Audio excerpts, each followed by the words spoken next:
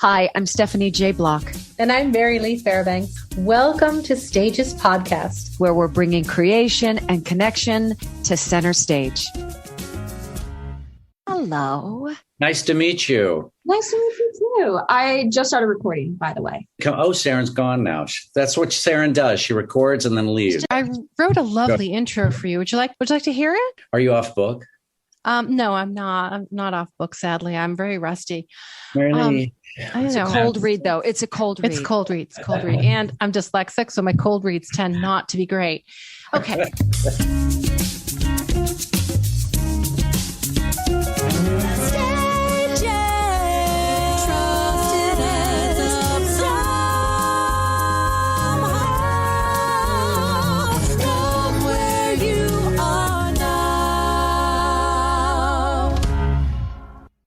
Our guest today is an extremely talented performer. He can sing, dance. He plays multiple instruments. He is as adept as a comedian as he is as a dramatic performer. He's been on Broadway in Falsettos, Grand Night for Singing, Stardust, among others. He has starred in Ragtime, Wicked, Lucky Stiff, and Forever Plaid, and has been seen on television shows from The Dukes of Hazzard to Friends to 6 Feet Under. He has won multiple awards for his hilarious and touching cabaret shows, and I am happy to have this old friend here with us today. He makes me laugh like nobody else. Please welcome Mr. Jason Graae. Jason, to stage, please. Jason Graae, to stage. Oh, thank you. Thank you so much. The voice of Lucky Charms. The voice of Lucky Charms. She did not include that, Jason. My son came in. Subtle. He's showing us his giant poster of his Lucky Charms. A massive, 6 foot by 3 foot poster of Lucky Charms. My son said, I don't care what else he's done. His greatest achievement is the voice of Lucky Charms. So that's where you stand with 15-year-olds, Jason. I know. It's downhill from there. I'll take it. But I'm not the voice anymore, so I now only eat tricks.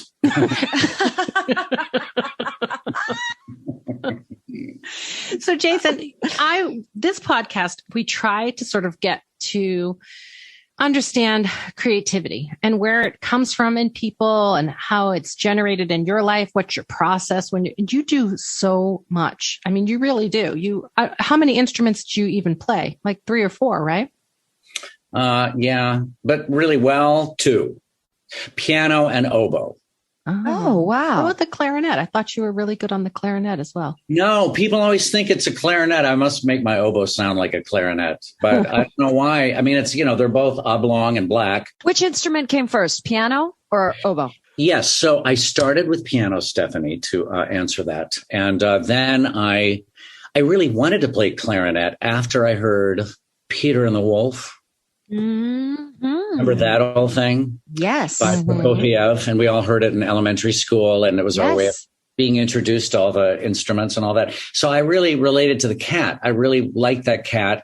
And I had a weird name, and my parents were divorced, and I'd moved from Chicago to Oklahoma, and I didn't want to do anything outside the norm. I wanted to do something normal. And clarinet was about as normal an instrument as you could find. So I was like, I want to play it. And the band director, Mrs. Beard, talked to my mom and said, he excels in music. He did really well in some music aptitude test, which I don't know what that would be, but she said I did well in it. And so she talked to my mother into having me take up the oboe. And do you find that you still are able to use that or incorporate that in your musical life, whether it's your, one-man show or whatever gigs that you're doing? I do. Okay. I put it away for a long time because I was an oboe major in college at SMU in Dallas. And then I transferred. I hated my teacher so bad at SMU. I hated him. And so I quit. And so I lost my scholarship. Then I transferred to Cincinnati Conservatory. Sure. And I got accepted as an oboe major and as a musical theater major. And my teacher, the crappy DeVere Moore, I call him, he transferred to Cincinnati the same year I did from SMU. He was stalking you. Totally stalking me. So I was like, this is a sign from the musical theater gods to put down the oboe and pick up the score to Pajama Game. Now, your parents were both in the theater, weren't they? Or your father was a musician? Your mother was in the theater? Wow. Is that right? You've done like research? I've done a little research. It's so unlike you to be interested in me, Mary Lee. I have to say, my dad did play cello. He played cello in the Elmhurst Symphony, a suburb of Chicago. He was a scientist from Denmark, but he was a really wonderful cellist. And my mother was a dancer in New York City. And then she got married and put that aside. But yes, it was a very musical household. You know, I remember before I ever met you, I remember listening to the score, the recording of Lucky Stiff, and thinking it was the most hilarious thing. I just love that musical, but I didn't know who you were. And I listened to that telephone song that you did, and it would make me laugh out loud every time I listened to it. And so I tried to think, like, what is it about your comedy, even on your the little YouTube things that you do where you rewrite the songs? And I was trying to sort of analyze, what is it that makes you so funny? And what I think it is. Tell me what it is. Totally commit to what you're doing, but you're still in on the joke. Does that make sense? No. Like, there are comedians that commit to what they do, like Will Ferrell, and he's totally committed. So you just go with it because he's so funny, but you somehow have this little glimmer in your eye that you're in on the joke with the rest of us. And I find it totally engaging. Totally. I think you are so It's a great way to describe without commenting on it, right? There's also comedians that I'm in on the joke and now I'm going to comment or give a disclaimer as to the comedy, but you don't do that. That's amazing. I didn't know that I was that good. I would like to say that thing that you just said about commenting, because I was going to respond to you and say, I think I'm not aware of that, but thank you. And I understand totally what you mean. But I was a big commenter from way back. I love to do a little wink, wink at the audience. And, and I did Forbidden Broadway and Forbidden Hollywood. And that's, you had to infuse those, each character with life. And it was just a song. You had 3 minutes to, bring something to life, and then it was done. And so it had to be grounded in some sort of reality, or it was just a big shtick show. Right, right. But it also, I always wanted to. The best Forbidden Broadway people didn't, but I always had the little wink, wink to the audience that, so I think as years went by, the wink decreased. Now, did you both meet each other on Ragtime? Yes. And it was like, when I met Mary Lee, it was like a ton of bricks hit me, because it was a fast and furious like affair. What I find so interesting, Emel, is that you just said you would hear him on an Aaron's and Flaherty, and then full circle, you guys are on stage together in an Aaron's and Flaherty. Nice. Oh, that's special. That's special. It's time for Lynn and Steven to write a show for us, Jay. Yeah. I'm available. So available. As am I. How did your relationship with them begin? How did it begin with Steven and Lynn? Oh my God. It's been a relationship. Steven went to Cincinnati Conservatory and as a composition major, and he played piano for the musical theater workshops. And I think he was in the pits, and he played at some lessons, and he was composing stuff at the time. And we did a couple little workshops of his things. And it was like, okay, he's really good. Then moved to New York, and I did his very first collaboration in ASCAP. He met Lynn Ahrens at the ASCAP workshop and the BMI workshop. They were in both of them.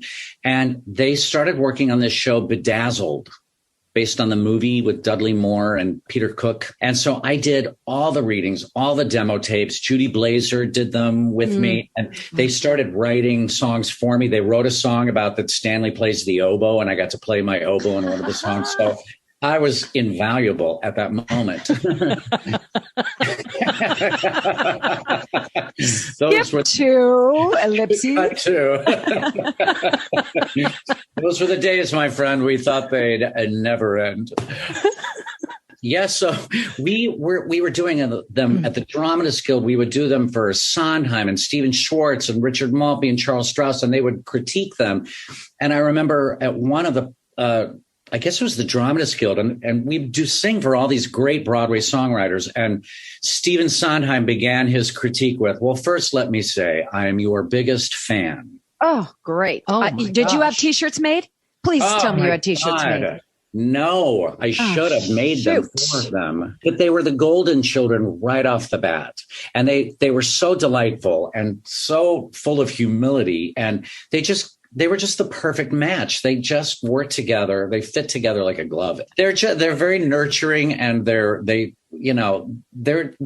in awe of the world that they're in, and they've still retained that. Yeah. And you can hear it in their music. You can hear that awe and beauty and poetry in their music. Yeah. For sure. Yeah. And Ragtime. I mean, that was such an exciting time. Mary Lee, by the way, you were an incredible mother. Yes. Oh, you're so kind, Jason. No, oh my God. No, he's really not. So when he says that compliment, I'm such a dick. It's based on merit. But you were, oh my gosh. Glowing. Did you see her do it? I did, yes. When you were out in LA? When I was in LA, yes. Oh my God. I felt so lucky to be a part of that show in any way. Do you remember that it was right after less than a week after opening night? That's when the little boy walks through the door when you guys were at the New Rochelle doing your tableau, and he walks through the door going, ba, ba, ba, ba, ba, ba, ba, ba, and he says the thing, and then he shuts the door, and it's supposed to Velcro shut, and then the piece flies out, and it didn't shut. Velcro. The Velcro didn't catch it. So the door was like swinging open, and it went up into the fly space and dislodged and crashed down onto the stage. I'm hanging upside down as Houdini in my straitjacket and handcuffs, hanging upside down from 60 feet above the stage, looking at this. When shit happens, what the heck's going to happen? Yeah. And I was just dangling there, and the audience screamed, and they brought the curtain in, and then there was an announcement. They're like 20 minutes. They brought me back up. So then they made an announcement. The stage manager made an announcement saying, ladies and gentlemen, everyone's fine backstage at Ragtime. We're going to start the show over. And the audience screamed and cheered. And then he goes, the roles usually played by Bill. Oh, no. Everybody's fine. And then there are 3 replacements on. Isn't it wild, though, the amount of trust, like a technical disaster, we all re-enter stage and we don't go, is something going to fall on our head? Or am I going to get, is this trap door going to open and I'm going to fall 12 feet to my paralysis? We just trust, right? Yeah. Isn't that remarkable? It's part of the magic. To walk through it is part of the magic. And we're crazy. It shows you that we're crazy. And that though fearful underneath, we are basically a fearless group. Do you find that sort of trust bleeds into other aspects of your life? Well, that's a really interesting question. I think I'm basically a suspicious sort. I think I go into every situation with a raised eyebrow, but I'm also game. I am game. And when I jump into a new show or work with a new person, I'm there and I jump into it wholeheartedly. I'm very optimistic, and maybe sometimes not rightly so, but I jump into every situation like, oh, this is going to be great. And then my eyebrow starts to raise maybe like on day 3. Which skepticism I think is healthy, right? There's I was just told a couple days ago, are you a skeptic or are you a critic? Because there's a big difference between those 2 words. And they're like, it's healthy to be skeptical as long as you're malleable. But if you walk in with already developed criticisms or, fears and sort of storylines that you carry with you that are not going to help you move forward, then you got a problem. Then it's baggage.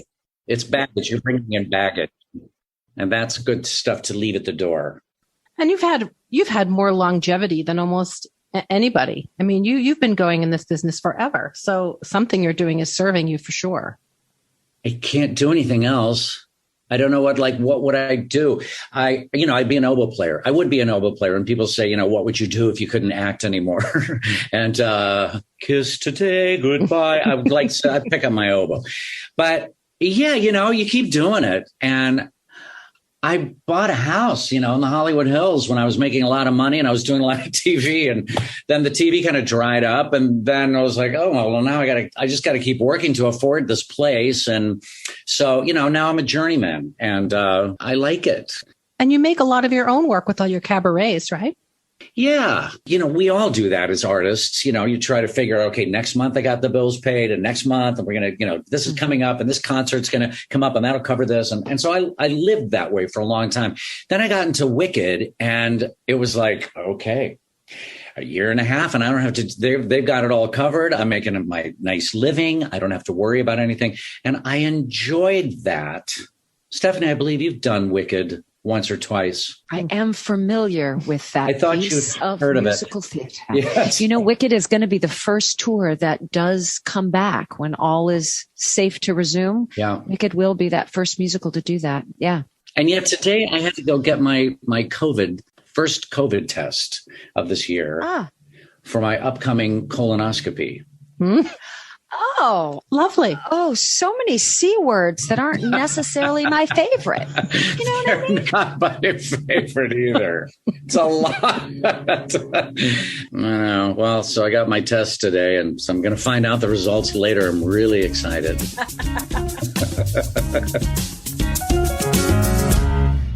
Tell me about your Jerry Herman show that you've been working on. Well, it just finished streaming. It was a co-production with Musical Theater West, that I'm sure you're familiar with, and 42nd Street Moon in San Francisco, which is one of my favorite theater companies, and I've worked up there a lot. And so they co-produced it. They shot it in Long Beach at Music Theater West. They made a rehearsal space into a beautiful cabaret room, and I got to stand there with John Boswell, one of my great musical directors I get to work with, and we got to do it, kind of live. I mean, they filmed it and then they streamed it for 5 weeks, and nobody could laugh, which is it's just hurting my soul. I mean, I sing those songs fine, but the comedy is kind of what makes it kind of interesting. Yeah, it's the feedback you need. A little feedback. And there was no audience at all? No. And the people, there were 3 camera guys and 2 sound people, and then the 2 producers and the music guy, because they couldn't laugh because of continuity and all that. But I could see that they were laughing, and that was more than I'd gotten in a month. Yeah, sure. I was thrilled.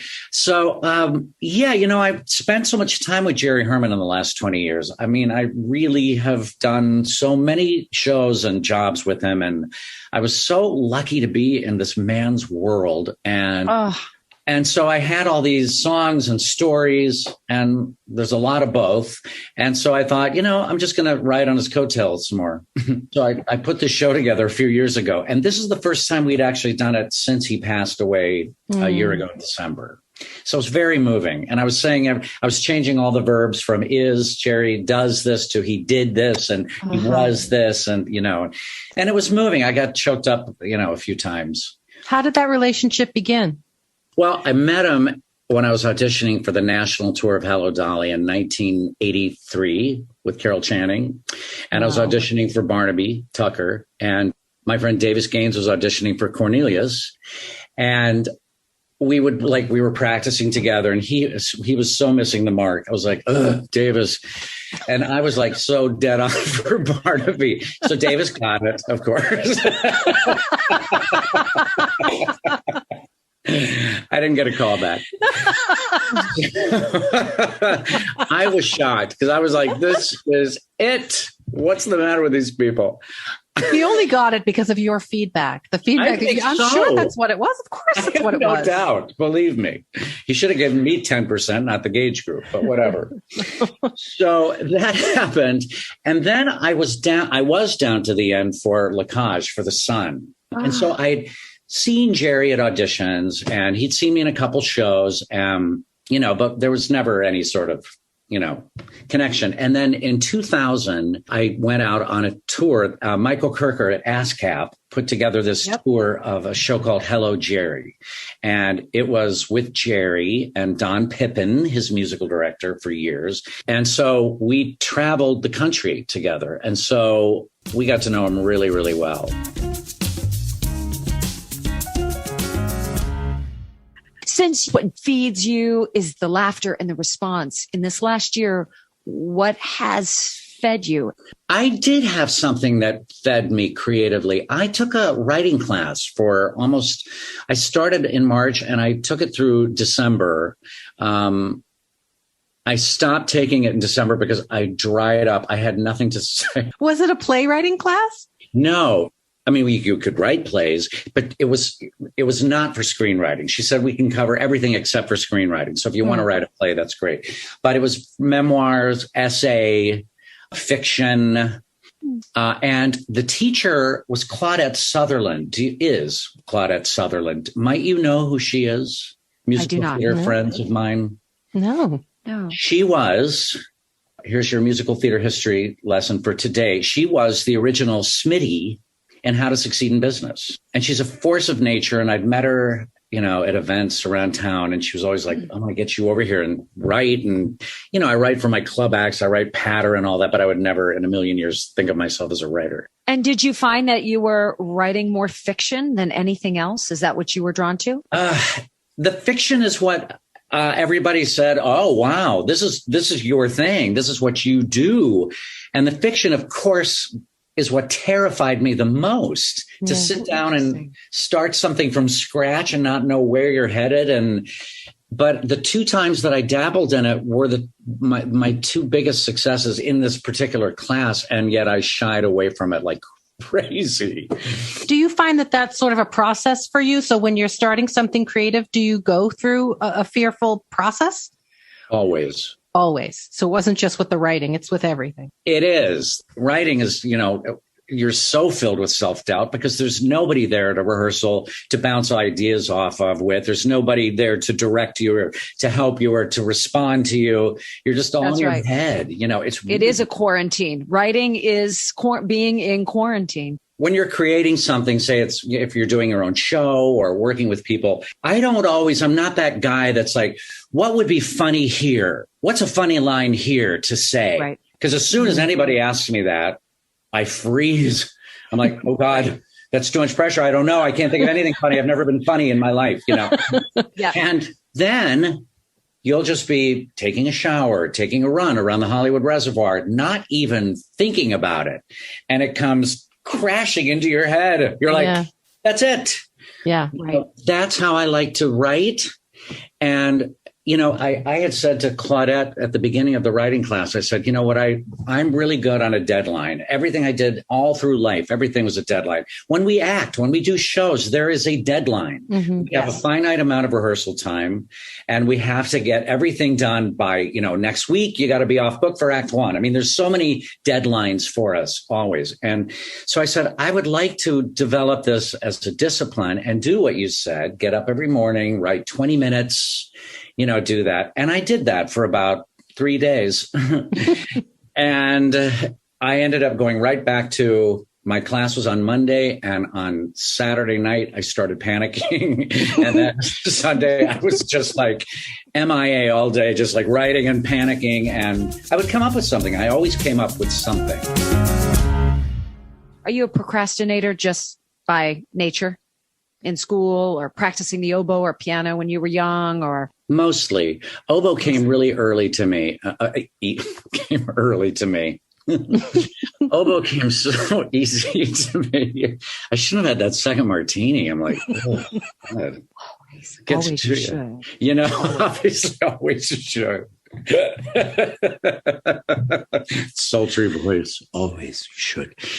Yeah, no, oboe came easy. So therefore I practiced it all the time because it was so, it was so fulfilling and it made me so happy. And then the stuff that was hard, I pushed that back to the last minute. Also, you guys procrastinators? I don't know. I don't think I procrastinate when it comes to like busy work and scheduling things. Like, I always have my lists before I go to bed. I have to wake up. I have to know my list. I can't go to sleep. I don't have lists. But I think because I'm dyslexic, if I don't stay very task oriented, I feel stress. So I have to stay task oriented. But then when it comes to creative projects, I have to force myself to carve out time because I tend to put it on the back burner. I think because it is scary to show your creative thoughts and process and the things that you create that just come from you. It's really frightening, the thought of being criticized for that. So I tend to be super organized and task oriented at busy work. But when creative work comes around, I tend to say, oh, I could find something else to do where I can't be criticized. That's what I do. I'm a pretty great planner. When there are expectations involved, especially with a third party, I'm pretty darn good. But yes, self sort of discipline, trying to create, again, just starting from my own well or my own person. No, I need a nudge. And that is one thing that I actually learned during COVID. I thought I was always very much a self-starter and could always find inspiration within. But I had to recognize that a good chunk of my life, I have been fed inspiration just by being offered opportunities and projects and scripts. And so fielding that stuff always made me feel like I was generating creativity and creating something no matter where I was, always singing in a car or rehearsing or taking a class but when all of that with COVID kind of disappeared and nobody's expectations were on the other end, we were all just quote unquote surviving. Right. I found that my well went really dry, even though I was completely aware of it and kept trying to be my own cheerleader. And the days would pass and the months would pass and a year passed. And I went, what have you created? All the while trying to give myself grace, saying, well, I'm creating a very imaginative and very creative life space for my kid. I've never been more of an actor in my frigging life, as you have to be for a 5-year-old from 6:30 in the morning till 7:30 at night. Everything from a singing burrito to, it doesn't matter. And that imaginative play may, looking back, may have filled what I thought was empty. It was just, it wasn't resulting in a paycheck and it wasn't resulting in applause. And it certainly wasn't resulting in anything I could put on my resume. But boy, was I creative in that regard. Who was the singing burrito? Oh, I've made her up. I'm also a baby oyster. I'm also a magical, never made it delicious, but magical unicorn that poops rainbows. Oh, Jason, it goes on and on and on. Which brings me back to the colonoscopy. May they here's a new toast with our second margarita. May they find rainbows in your colon. Cheers. If only that's all they find. Oh my God. This year's been a year of a lot of, as you say, all of everything you said resonated, Stephanie, because we're like pinballs. We just kind of go where the work sends us all the time. And sometimes it's really busy and sometimes not as much. But, this year it all stopped. And I took absolutely every video opportunity to sing on a video, to do benefits for theater companies or cabarets that were going under, or the Actors Fund, or, all those kind of things. And there was one thing for the Actors Fund I did. I was in this room and I threw this chair against the door. Those things like the group things. I don't know if you've done any of like the group stuff. It was like a very upbeat, but slightly political, but also very upbeat thing. And you have to like clap at the beginning of the song. And then you have to wait. I didn't come into like bar 100, my part. But you have to start at the beginning. So you're like, 3, 4. And then you get to where you enter and you go, I know that and then you're off one beat and you're like, so then you got to start over and clap 2, 3, 4 to it. And I got up really calmly and I took this chair and I threw it against the door. I broke the doorknob off the door. Out of frustration. See, when you first told the story, I was like, ooh, he's getting into it. Like it was part of the act of some kind. No, you just simply lost your mind. And I lost my mind. I had to throw your chair. Yeah. Were you locked in the room once you broke the doorknob off? Did someone have to come and let you out? No, but my husband came around and says, everything okay? Is everything okay? What's been the longest period, if I can ask, where you didn't know where the next gig was coming from? Or have you always been able to then jump into voiceover work or jump into creating your, singular one-man show? Or yeah, there was always something. I've never had this kind of space, of not working. There was always something like in New York. I had a couple survival jobs when I first got there. I did singing telegrams. Vicki Lewis and I did singing telegrams for some dumb company. And it was a great way to see New York. And we were like running around a little organ grinder, little pillbox hats and little monkey suits, and so I think I did like 3 of those, and Vicki did about 3. And then I think I bartended 1 rock concert at the Beacon Theater. That was like the only like job I ever had. And the rest of the time I was always working, doing something. So I was grateful for that. So what's next on the horizon for you? After the colonoscopy? Mm-hmm. Mm-hmm. Well, after they pull the rainbows out, what will you do? Yank those rainbows out. Always after me, Lucky Charms. Let's see. I do. I think we're having a Forever Plaid reunion concert. It was the 30th anniversary, and we did one last year at the Ventura County Fairgrounds. We did a week of concerts at a drive-in. They made it like we were on stage, and then everybody was in their cars around us. Oh, fun! Most of the original cast, except Larry Rabin. Love Larry Rabin.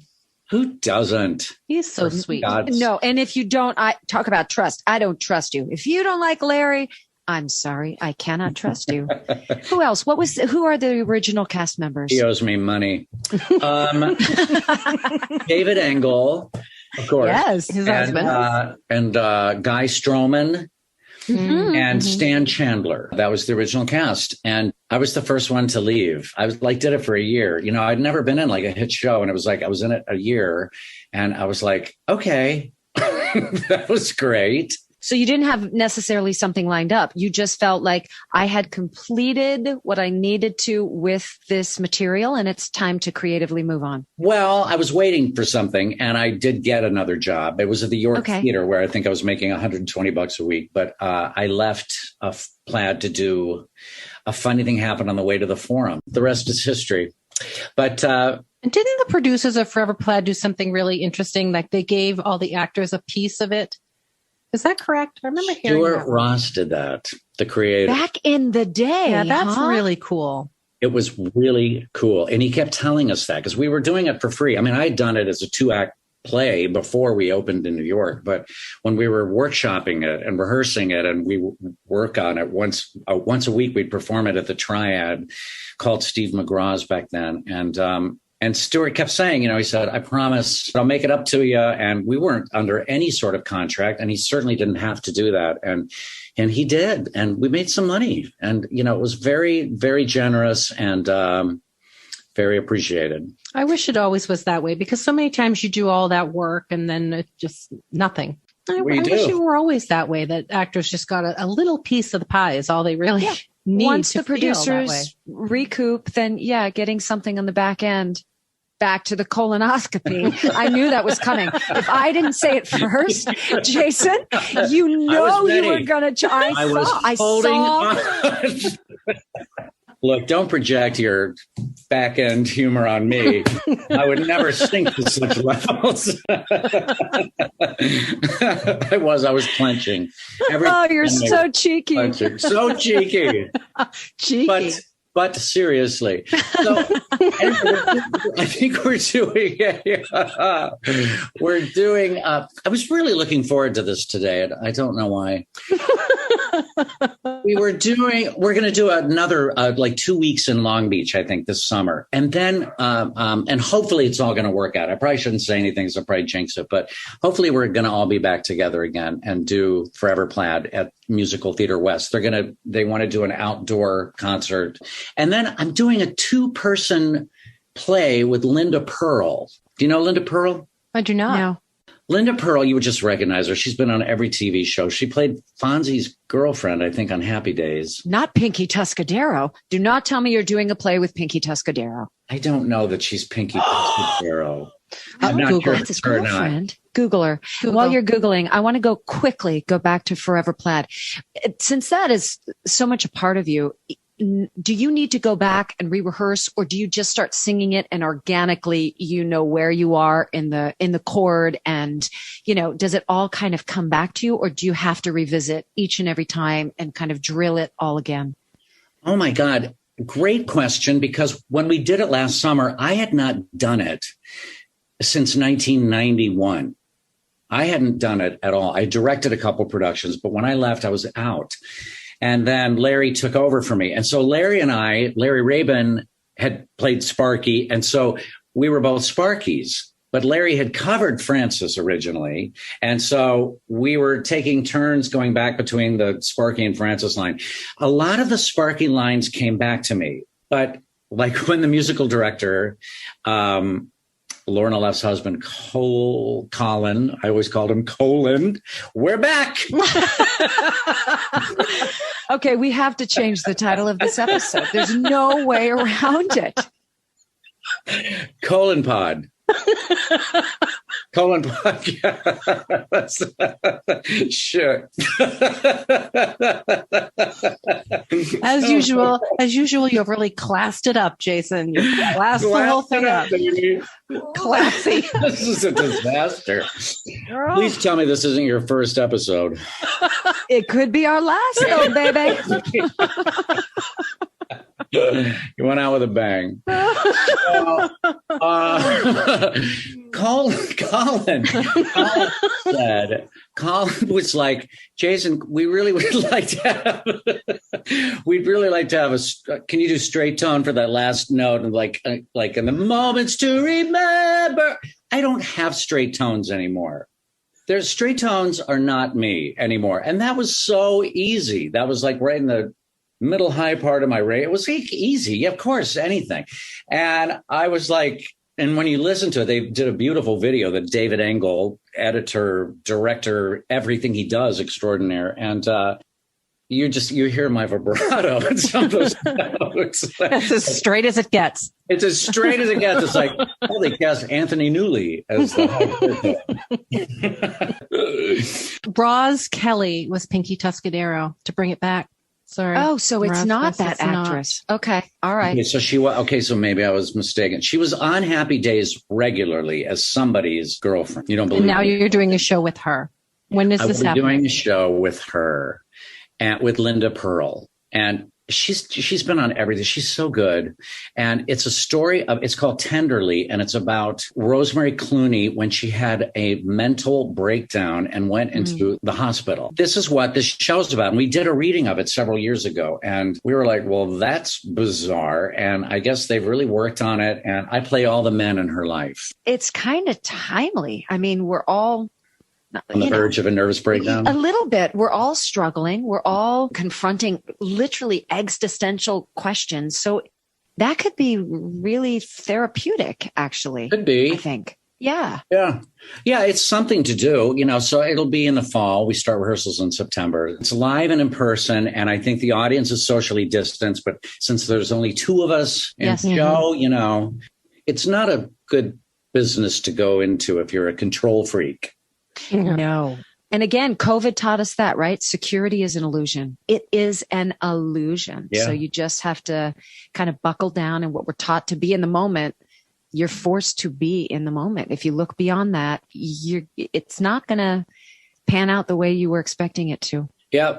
It was a great chance to, I love my Eckhart Tolle. I love Eckhart Tolle in every way, shape, and form. But the power of now is it. Power of now is it. It's it for acting, for living. It's just so comforting. I just read a couple of pages before I go to bed, and it puts me right out. But it's like you don't stop regretting yesterday, stop worrying about tomorrow, because it's all made up. It's not existent. And being that moment, and it's about accepting, not resisting, accepting what is. Easier said than done, but absolutely. Yeah. Absolutely. But it's only real if it's real. Well, and it makes you realize how often you do that as a person. Your head takes you to all of these places that might happen, that could happen, that you want to happen, that you want to force to happen. And when the truth is you just stop and take in where you are, it makes you grateful. Well, Jason, I can't thank you enough for being here with us. Oh, you can. I can. What can I do? What can I do to show my gratitude? Just Venmo me. And now it's time for the 5 questions. If you love me, you won't ask me them. Oh, I'm asking. Tell us something surprising about yourself that most people don't know.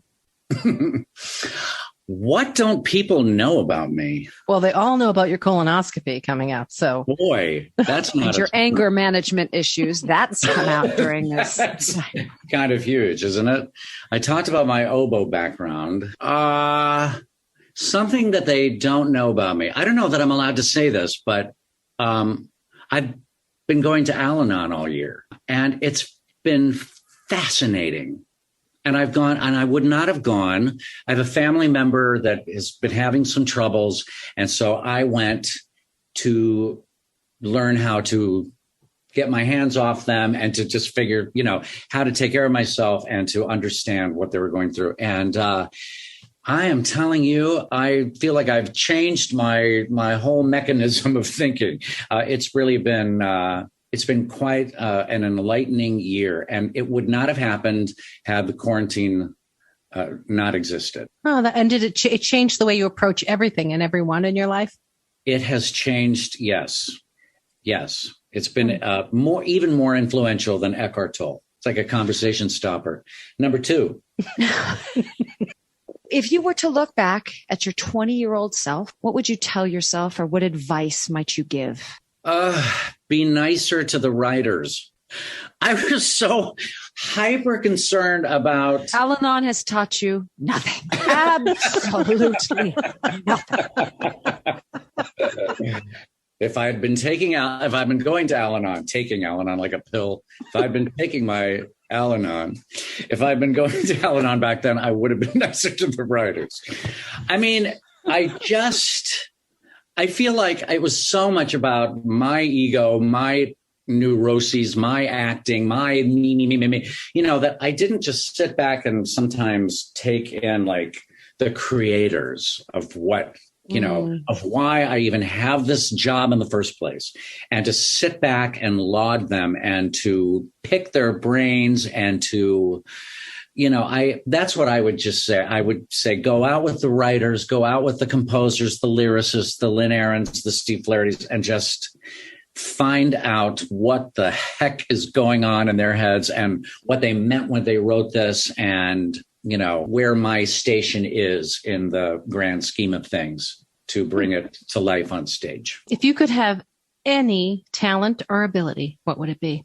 I wish I had any taste in like interior design. I just didn't get that gay gene. My husband got it, thank God. He does the beauty. To tie it all together. Oh my God, what he does. And I just watch him and I'm just like, ugh. Anyway, yeah, design. I wish I had that more. I so admire it with people. And I love when people talk about what they would do and how they see a room and what it needs and all that. And I just am like, I leave the conversation. I admire it, but I just like, mm-hmm. All right. 4th question. Do you have a lucky charm? Oh my gosh. We ask these questions of everybody. So I just know this was not tailored to you. Do you have a lucky charm or a ritual of any kind that you used to use or perhaps still use today? A lucky charm? No. A ritual? Not needed. It would be redundant. A ritual. I do have rituals, but they change through the years. Songs that I sing before a show. Like I was singing for the entire year and a half of Wicked, and it became like my good luck song. But when I would warm up, I would sing, so inappropriate for me, but I love the song so much, I don't even know what to do with myself. That song from Natasha Pierre and the Great Comet, No One Else. Mm-hmm. So beautiful. No one ever needs to hear me sing that song ever. The moon. It's like the soprano, just diva song. I sang it every night, and then I would like freak out, like, oh God, I haven't sung the moon song yet. So I would do it before. And was that more to like test your voice and see if it's there, or it just would fill you with these vibrations that got you in a place to go on stage and have a great show? Yes, all of the above.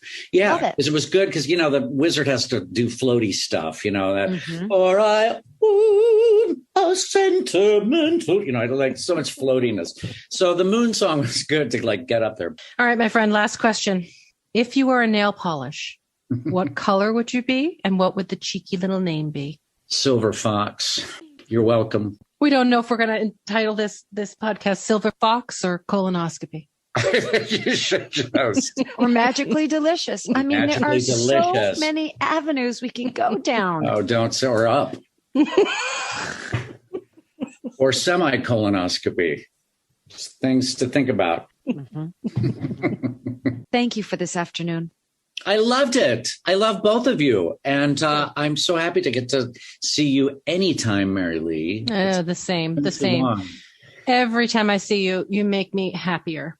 Oh, my God. Well, every I feel time. the same way. And Stephanie, I've only seen you from afar. I think we've met like twice from afar. It's so strange that has only happened twice. But. Well, I left New York and came out to LA. And then shortly after, I think you left LA and went to New York. So we were like, two ships passing in the moonlight.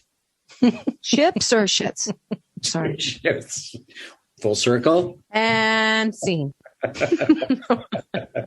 Jason, I love you. Be well. Thank you for having me, you guys. Yeah. I love this so much. Then don't leave. I don't ever want to leave. I want to do all your podcasts. I did a podcast yesterday for this guy, Jim Masters. Do you know him? Mm-mm. Stop asking us if we know people. It's not polite. I'm sorry. I don't mean to drop names. How old are you and how much do you weigh? And do you happen to know all these people I know, but you don't?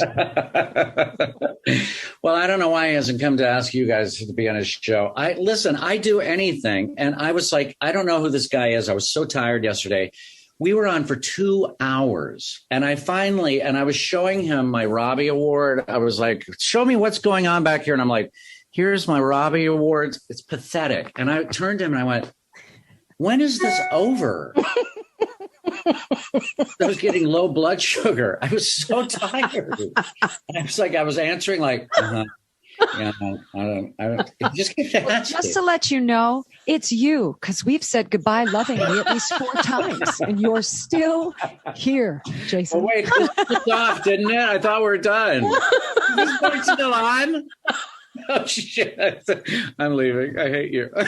I thought you stopped. Saran, you turn this off. Oh, my God.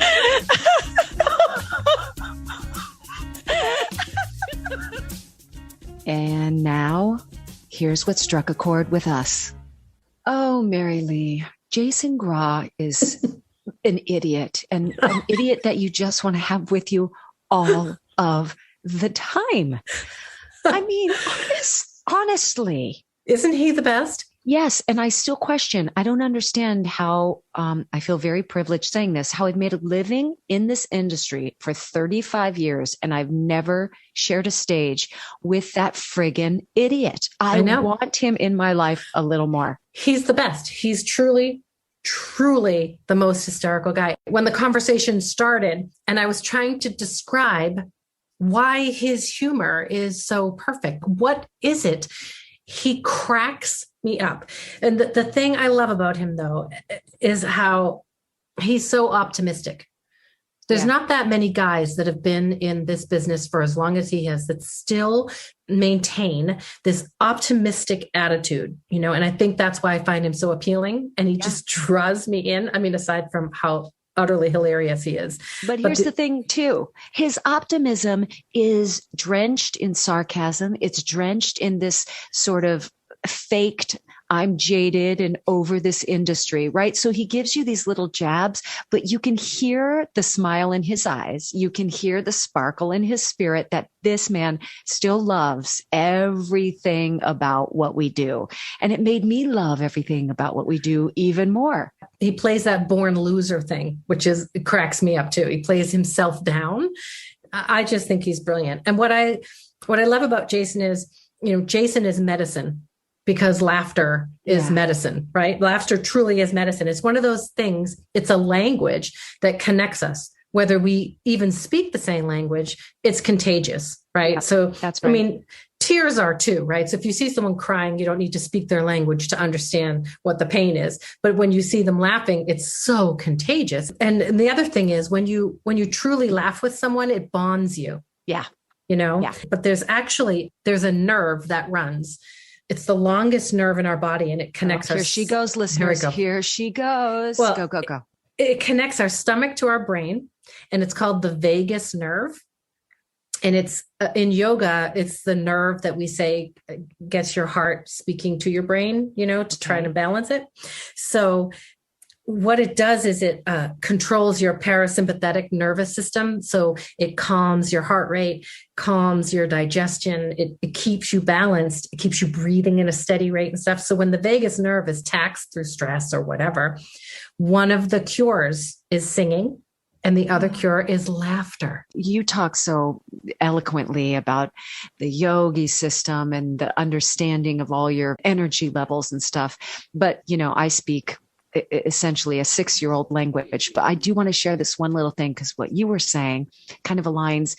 Vivi, last night, we do this thing called highs and lows at the end of our day when we're sitting around the dinner table. And we just want to know, what was the best part of your day and what wasn't the part that was not so great. And so instead of sharing that, she said, why don't we all breathe together? And so she said, let's breathe in with the good, out with the bad. And we did. In with the rose, out with the thorn. And we did. In with the high, out with the low. In with the sunlight, out with the gloomy.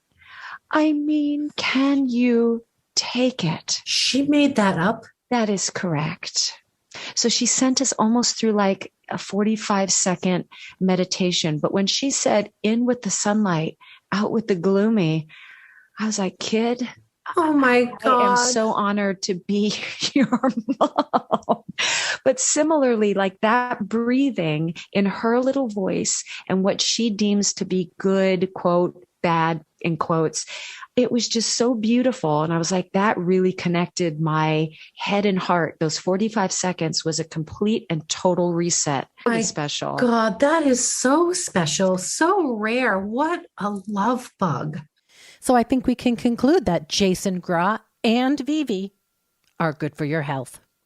Oh, gosh. And now that reminds me, I wonder how his colonoscopy went. Do you think you can check up on that? Because we need a clean bill of health over here. I will. And I'll report back.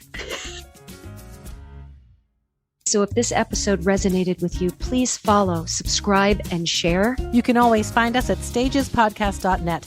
We'd like to give a big thank you to our assistant editor and doer of all things technical, Saren Cho. Thank you, Noah Kaiserman and Garrett Healy for our beautiful original music, Melanie Von Trapp for our Stages Podcast logo, Ben Walding, our sound engineer, and Allison Arns, our PR and social media expert. And thank you, our cast members, for joining us today.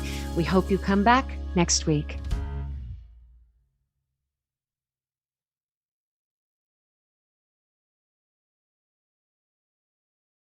Feeling under the weather? You can teledoc that. Actually, for almost everything health-related, checkups, check-ins, and everything in between, you can teledoc that. Visit teledochealth.com to get started. TELADOC health.com.